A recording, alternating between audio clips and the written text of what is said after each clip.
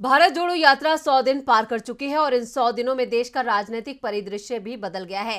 पहले बीजेपी मुद्दे सेट करती थी, फिर राजनीति उन मुद्दों के इर्द गिर्द होती थी, लेकिन अब कांग्रेस ने इस मामले में बीजेपी को पीछे छोड़ दिया है और राजनीति के मुद्दे कांग्रेस सेट कर रही है। पिछले कुछ दिनों से रोज चर्चा उन्हीं मुद्दों की हो रही है जिन्हें राहुल गांधी उठा रहे हैं। तो कैसे आया ये बदलाव, देखते हैं ये रिपोर्ट। 8 साल से देश की राजनीति प्रधानमंत्री नरेंद्र मोदी के इर्द गिर्द सिमटती दिख रही थी। प्रधानमंत्री मुद्दे तय करते थे और फिर पूरे देश में उसकी चर्चा शुरू हो जाती थी। विपक्षी दलों को बीजेपी की पिच पर जाकर खेलना पड़ता था। ऐसे में बीजेपी को शुरुआती बढ़त मिल जाती थी, लेकिन भारत जोड़ो यात्रा के बाद से देश की राजनीति में बड़ा बदलाव आ गया है।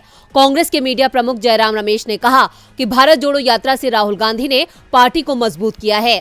कांग्रेस को नई राजनीतिक ताकत मिली है। इस यात्रा ने तय कर दिया है कि अब कांग्रेस देश में राजनीतिक नैरेटिव स्थापित कर रही है और बीजेपी कांग्रेस की बनाई पिच पर खेलने के लिए मजबूर हो गई है।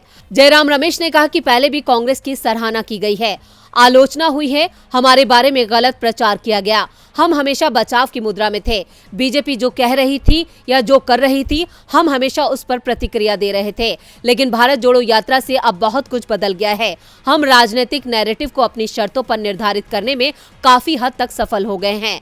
बीजेपी अब बैकफुट पर आ गई है, वो परेशान और घबराई हुई है। हम बहस की शर्तों को बदलने में सफल रहे हैं। अब नैरेटिव हमारे पिच पर है। हम बीजेपी के खिलाफ उस पिच पर क्रिकेट खेल रहे हैं जो हमने तैयार की है। हम बीजेपी के खिलाफ उनके द्वारा तैयार की गई पिच पर नहीं खेल रहे हैं।